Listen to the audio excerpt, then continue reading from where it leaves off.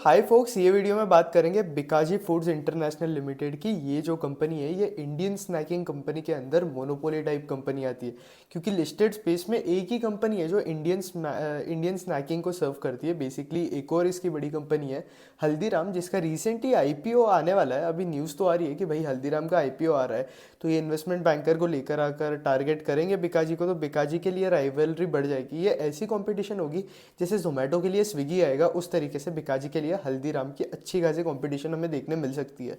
But Bikaji ये जो company है ये एक्चुअली अच्छा परफॉर्म कर रही है। अगर आप इसके रेवेन्यूज़ देखोगे तो भाई ये जो रेवेन्यूज़ है 18% के आसपास इंक्रीज़ कर रहा है, और प्रॉफिट जो है 112% के आसपास इंक्रीज़ कर रहा है। इसका मतलब ये है कि भाई इस कंपनी को ऑपरेटिंग लेवरेज मिल रहा है। ऑपरेटिंग लेवरेज किसी भी कंपनी को कब मिलता है कि उसका जब प्रॉफिट का नंबर उसके सेल्स के नंबर से ज़्यादा होता है। तो बेसिकली इसका प्रॉफिट का नंबर ज़्यादा है, तो इस कंपनी को ऑपरेटिंग लेवरेज मिल रहा है। ये कंपनी को अपनी मैन्युफैक्चरिंग क्रैक करने से भी हो सकता है, एफिशिएंसीज वगैरह क्रैक करने से भी हो सकता है। बहुत सारे रीजंस होते हैं किसी भी कंपनी को ऑपरेटिंग लेवरेज मिले उसके। बाकी अगर बात करें तो कंपनी का जो पीई है वो 63 के आसपास है। बट जिस हिसाब से कंपनी जो है अपने रेवेन्यूज़ के अंदर ग्रोथ दिखा रही है, तो मैं बोलता हूँ ये पीई थोड़ा बहुत जस्टिफाइड है, क्योंकि इसका पीई रेशियो जो है इस कंपनी का वो सिर्फ 1.62 के आसपास है, जो कि स्टॉक को थोड़ा सा एक्सपेंसिव बना देता है। क्योंकि आपको ऐसे बोलते हैं कि भाई आप मैक्सिमम पीई रेशियो 1 to 1.5 के आसपास ही देखो। इस स्टॉक का 1.62 है, तो थोड़ा सा एक्सपेंसिव बन जाता है ये स्टॉक।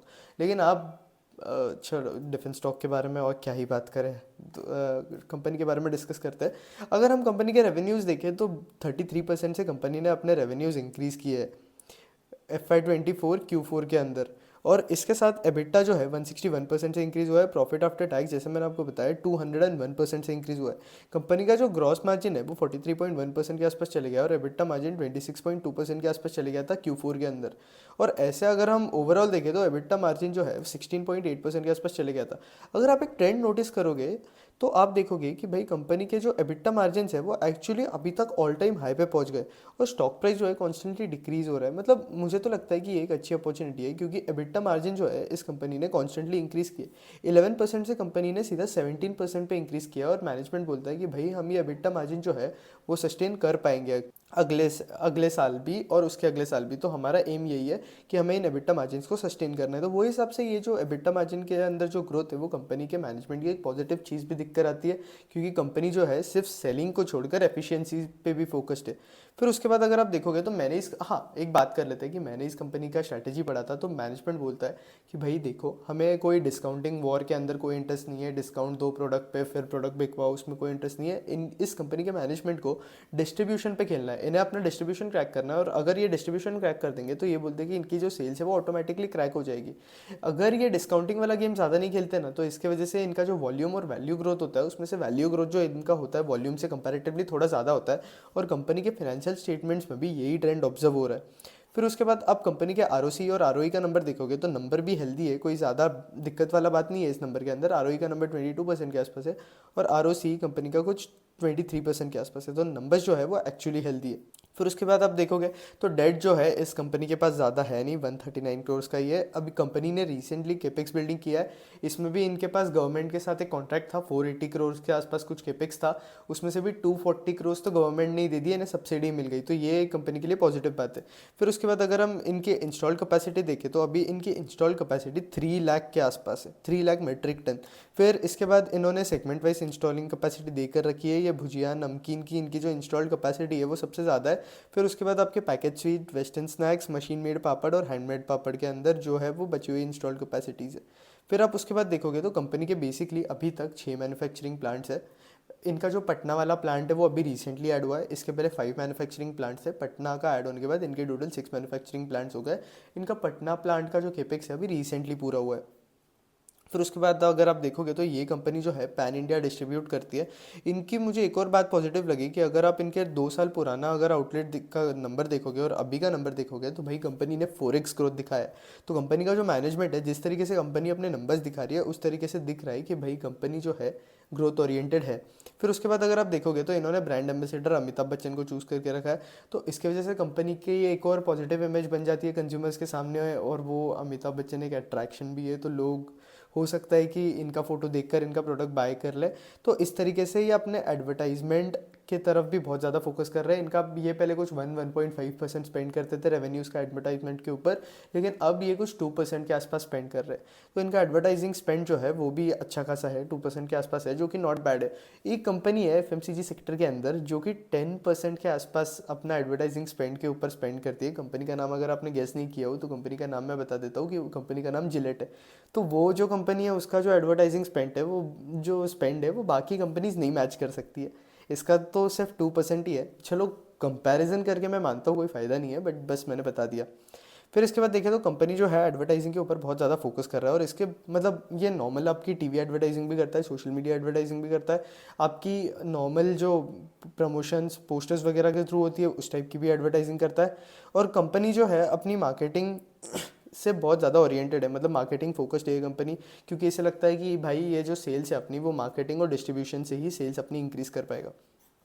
फिर इसके बाद अगर आप देखोगे तो इसके जो वॉल्यूम है एक साल से Q4 का नंबर हम 23 और 24 के नंबर्स कंपेयर करें तो वॉल्यूम ग्रोथ जो है वो 14.5% के आसपास आई है, रेवेन्यू ग्रोथ 33% के आसपास आई है, और एथनिक स्नैक्स के मार्केट के अंदर आप देखोगे तो 10.5% की ग्रोथ आई है। पैकेज स्वीट्स के अंदर 13.8 की ग्रोथ आई है, वेस्टर्न स्नैक्स में 14.2 की आई है, और पापड़ में 3% की आई है। मैनेजमेंट बोलता है कि आपको कुछ टाइम के लिए वेस्टर्न स्नैक्स के अंदर जो है वो एथनिक स्नैक्स से कंपैरेटिवली थोड़ी ज़्यादा ग्रोथ दिखेगी, क्योंकि इन्हें वेस्टर्न स्नैक्स में अच्छे खासे ग्रोथ प्रोस्पेक्ट दिख रहे हैं, और मैनेजमेंट बोलता है कि भाई हम इसमें एक्चुअली बेटर कर पाएंगे। तो वेस्टर्न स्नैक्स, अब इनका जो वेस्टर्न स्नैक्स का सेगमेंट अगर हम देखेंगे तो एथनिक स्नैक्स से अगर हम कंपेयर करें तो कंपैरेटिवली बहुत छोटा है। तो मैनेजमेंट बोलता है कि यहाँ पे हमें ग्रोथ एथनिक से कंपैरेटिवली थोड़ी ज़्यादा परसेंटेज पे दिख सकती है। ज़्यादा डिफरेंस नहीं होगा, थोड़ा बहुत डिफरेंस होगा, ऐसा मैनेजमेंट अपने कॉन कॉल में बोलता है। फिर इसके बाद बात करें FY24 का पूरा परफॉर्मेंस देखें तो 18.5% की ग्रोथ आई है, वॉल्यूम ग्रोथ 15.3% की आई है। जैसे कि मैंने आपको बताया कंपनी की जो वैल्यू ग्रोथ है वो वॉल्यूम ग्रोथ से ज़्यादा है, क्योंकि कंपनीज अपने एफिशिएंसीज पे काम करती है, एबिटा फोकस्ड है, और इसके साथ साथ डिस्काउंटिंग गेम कंपनी को ज़्यादा खेलना नहीं है, डिस्ट्रीब्यूशन पे ज़्यादा फोकस करना है, तो इसलिए वॉल्यूम और वैल्यू में लगभग इक्वल है, या वैल्यू ग्रोथ वॉल्यूम ग्रोथ से कंपैरेटिवली थोड़ी ज़्यादा है, जो कि एक पॉजिटिव बात है। फिर उसके बाद अगर आप देखोगे तो एथनिक स्नैक्स, वेस्टर्न स्नैक्स और पैकेज स्वीट्स वगैरह इन्होंने हर सेगमेंट के नंबर्स प्रेजेंटेशन में प्रोवाइड कर रखे हैं। अगर आप इनका प्रोडक्ट्स मिक्स देखोगे तो इनका सबसे बड़ा प्रोडक्ट मिक्स एथनिक स्नैक्स है, क्योंकि बिकाजी अपने एथनिक स्नैक्स के लिए बहुत ज़्यादा फेमस है। भुजिया वगैरह इनके जो स्नैक्स है वो वर्ल्ड फेमस है, तो उस हिसाब से इनका जो एथनिक स्नैक्स का प्रोडक्ट है, सेगमेंट है, वो सबसे ज़्यादा बड़ा है। फिर उसके बाद इनका आता है पैकेज स्वीट का, फिर उसके बाद वेस्टर्न स्नैक्स का आता है, और फिर इसके बाद पापड़ का आता है। मैनेजमेंट बोलता है कि इन्हें कुछ टाइम अगले 2-3 सालों के अंदर इनका जो पापड़ से जो इनके रेवेन्यूज़ आ रहे हैं वो इन्हें अबाउट 2 टाइम्स करने। तो अब देखते हैं कि मैनेजमेंट ये टारगेट पूरा कर पाता है क्या, लेकिन मैनेजमेंट ने अपने कॉन कॉल में ये गाइडेंस तो देकर रखी है कि अगले 2-3 साल में पापड़ का जो टर्नओवर है वो इन्हें डबल करना है। फिर उसके बाद अगर आप देखो तो कंपनी के जो मार्केट्स है वो 2 मार्केट्स के अंदर डिवाइड है, एक है आपके कोर मार्केट्स, दूसरे आपके फोकस मार्केट्स। फोकस मार्केट्स में कंपैरेटिव कंपनी के जो मार्केट शेयर है वो कंपैरेटिवली कोर मार्केट से बहुत ज़्यादा कम है, और इसलिए कंपनी को वहाँ पे फोकस करना है और वहाँ पे अपनी पेनिट्रेशन इंक्रीज़ करनी है और मार्केट शेयर इंक्रीज़ करना है। अगर आप देखोगे तो फोकस कोर मार्केट का जो परफॉर्मेंस था वो 9.1% के आसपास था, और फोकस मार्केट्स का जो परफॉर्मेंस था वो 15.3% के आसपास था। इसका मतलब ये है कि भाई कंपनी वहाँ पे पेनिट्रेशन इंक्रीज़ कर पा रही है और वहाँ का मार्केट शेयर एक्चुअली खा पा रही है, क्योंकि बिकाजी जितनी वॉल्यूम ग्रोथ ला रहा है उतनी स्नैक्स मार्केट के अंदर वॉल्यूम ग्रोथ कहीं नहीं आ रही है। इसका मतलब ये है कि बिकाजी किसी और कंपनी का मार्केट शेयर ले रहा है। तो बेसिकली ये कंपनी के लिए एक बहुत पॉजिटिव बात हो जाती है, मुझे ये बात बहुत पॉजिटिव लगी। एक्सपोर्ट का अगर आप देखोगे तो एक्सपोर्ट फ्लैट चल रहा है, उसके भी हम रीज़न कॉन कॉल एनालिसिस जब करेंगे तब डिस्कस करेंगे। फिर इसके बाद अगर आप नॉर्मली अगर कंपनी ने नॉर्मली इन्फॉर्मेशन देकर रखी है, फिर अगर हम अभी कंपनी के कॉन कॉल एनालिसिस की बात करें तो अब हम एक बार कंपनी का कॉन कॉल एनालिसिस कर लेते हैं। तो भाई कॉन कॉल में मैनेजमेंट बोलता है कि इनका जो मैन्युफैक्चरिंग फैसिलिटी है वो कंप्लीटली सेट कर चुके हैं, अभी पटना का केपेक्स भी पूरा हुआ है, तो अभी इनका जो मैन्युफैक्चरिंग फैसिलिटी इतना ज़्यादा है कि इन्हें अभी इनका जो कैपेसिटी यूटिलाइजेशन है वो 70-80% के आसपास लेके जाना है अगले 1-2 साल के अंदर। और इसके साथ साथ मैनेजमेंट बोलता है कि हमें हम इनकी जो अभी की मैन्युफैक्चरिंग फैसिलिटी है वो उससे अबाउट डबल टर्नओवर जनरेट कर सकते हैं, तो केपेक्स वाइज ये सफाइज्ड है अभी एट द करंट स्टेज। फिर उसके बाद बात करें तो कंपनी का, जैसे कि मैंने आपको बताया, ब्रांड एम्बेसडर अच्छा है, तो ये कंपनी के लिए एक पॉजिटिव बात हो जाती है। कंपनी का ब्रांड एम्बेसडर अमिताभ बच्चन है, तो लोगों पे एक पॉजिटिव इंप्रेशन पड़ जाता है। फिर उसके बाद कंपनी मैनेजमेंट बोलता है कि भाई इनका जो लार्ज पैक्स है, लार्ज फैमिली पैक्स और इम्पल्स पैक्स जो इनके होते हैं इनसे उन्हें अच्छी खासी ग्रोथ दिखने मिल रही है, और आपके जो लार्ज पैक्स है, फैमिली पैक्स और इम्पल्स पैक, दोनों से सेम नंबर ऑफ ग्रोथ आ रही है, और लार्ज पैक्स का इनका जो कंट्रीब्यूशन है कंपैरेटिवली पूरे कंपनी के रेवेन्यूज़ में तो कुछ 60% के आसपास है, तो लार्ज पैक्स में जो है कंपनी को ग्रोथ एक्चुअली अच्छी दिख रही है। फिर उसके बाद देखें तो कंपनी ने मार्केट शेयर जो है फोकस स्टेट्स के अंदर गेन किया है, क्योंकि इनकी वॉल्यूम ग्रोथ फोकस स्टेट्स में बहुत ज़्यादा है। एक्सपोर्ट मार्केट इनका ग्रो नहीं कर रहा है क्योंकि रेगुलेटरी इशूज़ चल रहे हैं। जैसे कि अब इंडिया में स्नैकिंग मार्केट के अंदर कोई रेगुलेटरी इशूज़ नहीं है, बट ऐसे कुछ इशू चल रहे थे यूएस और सिंगापुर में कि स्नैकिंग इंडियन स्नैक्स के अंदर कोई इशू हो सकता है, कुछ इंग्रेडिएंट इशू वगैरह चलता रहता है ये सब। तो ये एक इशू हो सकता है, लेकिन कंपनी का जो मैनेजमेंट है वो अपने कॉन कॉल में बोल चुका है कि भाई मुझे और हल्दीराम, मुझे मतलब बिकाजी को और हल्दीराम को इस इशू से तो कोई प्रॉब्लम नहीं होगा। ये सब बोलने वाली बात है बस। Excuse me. इससे कंपनी को कोई बहुत ज़्यादा डिफरेंस नहीं पड़ेगा ये वाले इशू से। फिर उसके बाद बात करें तो इन्वेस्टमेंट जो है कंपनी कर चुकी है, इन्वेस्टमेंट वाइज कंपनी डन है। डिस्काउंटिंग मेथड कंपनी फॉलो नहीं करती है। कंपनी जो है अपना डिस्ट्रीब्यूशन स्ट्रॉन्ग बनाती है और उस रीज़न की वजह से अपने सेल्स स्ट्रॉन्ग बनाती है। तो कंपनी बहुत जगह अपने स्टोर्स वगैरह भी वो टाइप जो कंपनी ओपन करती है वो भी ओपन कर रही है, और इसकी वजह से इसके साथ साथ ये अपना डिस्ट्रीब्यूशन नेटवर्क भी स्ट्रॉन्ग कर रही है। जैसे कि आपने देखा कि पिछले 2 साल के अंदर कंपनी ने अपना डिस्ट्रीब्यूशन नेटवर्क 4x किया है। तो कंपनी डिस्ट्रीब्यूशन ओरिएंटेड बहुत ज़्यादा है। कंपनी का मुझे एक बात अच्छा लगा बिकाजी का कि भाई ये प्राइस गेम नहीं खेलना है इस कंपनी को, इसको डिस्ट्रीब्यूशन स्ट्रॉन्ग कर कर ही ग्रो करना है। तो आपकी जो वैल्यू ग्रोथ होती है बिजनेस के अंदर वो अच्छी होती है। फिर उसके बाद बात करें तो कंपनी का टारगेट क्या है अगले 2-3 सालों के लिए। तो मैनेजमेंट बोलती है कि अगले 2 साल के लिए हमारी जो वॉल्यूम ग्रोथ रहेगी वो 13 to 15% के आसपास हम हमारा बिजनेस ग्रो करेंगे। तो 13 to 15% अगर आपका वॉल्यूम ग्रोथ है तो मैनेजमेंट मतलब बोल रहा है कि भाई हम अच्छा खासा रेवेन्यू जनरेट कर पाएंगे, क्योंकि 13 to 15% का अगर टारगेट दे रहा है, इस पर 2-3% वैल्यू ग्रोथ भी पकड़ ले तो 18-19% के आसपास तो रेवेन्यू कम से कम बेयर मिनिमम जो रेवेन्यू है वो कंपनी जनरेट कर ही पाएगी मेरे कैलकुलेशन के हिसाब से। तो बाकी थोड़ा बहुत ऊपर नीचे हो सकता है।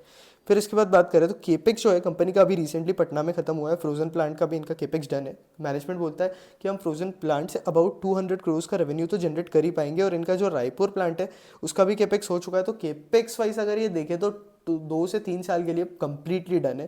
केपेक्स वाइज अभी इन्हें कुछ करना नहीं है। जो इनके नॉर्मल कैपेक्स चलेंगे वो मेंटेनिंग कैपेक्स या ओपेक्स वगैरह चलेगा इनका।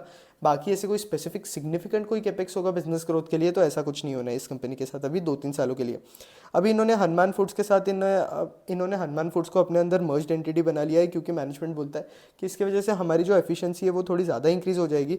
और इनके अभी टोटल, जैसे कि मैंने आपको पहले बताया, 6 टोटल मैन्युफैक्चरिंग प्लांट्स है। और कंपनी का कोर मार्केट और focus market, comparatively focus market पे थोड़ा ज़्यादा फोकस है। और अगर आप देखोगे तो इनका कोर मार्केट्स में आता है राजस्थान, आसाम, नॉर्थ ईस्ट और बिहार। और कंपनी का जो फोकस मार्केट है उसमें आता है दिल्ली, यूपी, गुजरात और कर्नाटका। तो और कंपनी बोलता है, लाइक कंपनी का जो मैनेजमेंट है वो बोलता है कि भाई हमें फोकस मार्केट पे ज़्यादा फोकस करना है। और इनकी जो ग्रोथ है फोकस मार्केट में अगर आप कोर मार्केट से कंपेयर करोगे तो वॉल्यूम ग्रोथ अगर आप Q4 के नंबर कंपेयर करोगे तो फोकस मार्केट से अच्छी ग्रोथ आ रही है। तो ऐसे ओवरऑल बिकाजी की बात करें ना तो बिकाजी ऐसे कंपनी अच्छी है स्नैकिंग मार्केट के अंदर, ओनली लिस्टेड स्पेस में कंपनी है मेरे हिसाब से। तो इसके रेवेन्यूज भी अच्छे पेस पे इंक्रीज हो रहे हैं और कंपनी को प्रॉफिट ग्रोथ भी मिल रही है, ऑपरेटिंग लेवरेज वगैरह भी मिल रहा है। कंपनी के रेवेन्यू प्लान्स भी अच्छे हैं, गाइडेंस भी अच्छी है। और स्टॉक जो है, अब आप बाकी एफएमसीजी स्टॉक को कंपेयर करोगे जो 90 के पीई पे पड़े हुए, 80 के पीई पे पड़े हुए, उस हिसाब से बिकाजी जो है मुझे बेटर बेट लगती है 63 के पीई पे आकर। चार्ट वाइज अगर आप देखोगे तो स्टॉक थोड़ा नीचे आना स्टार्ट हो चुका है। तो हो सकता है कि भाई स्टॉक इससे थोड़ा और ज़्यादा नीचे आ जाए, तब ये आपके लिए और ज़्यादा अट्रैक्टिव बेट बन जाए। बट मैं इस कंपनी को कंसिडर करने का सोच रहा हूँ। बाकी देखेंगे आगे क्या क्या होता है, बिजनेस को ट्रैक करते रहेंगे। अगले क्वार्टर में भी कंपनी की अपडेट्स आ जाएंगी।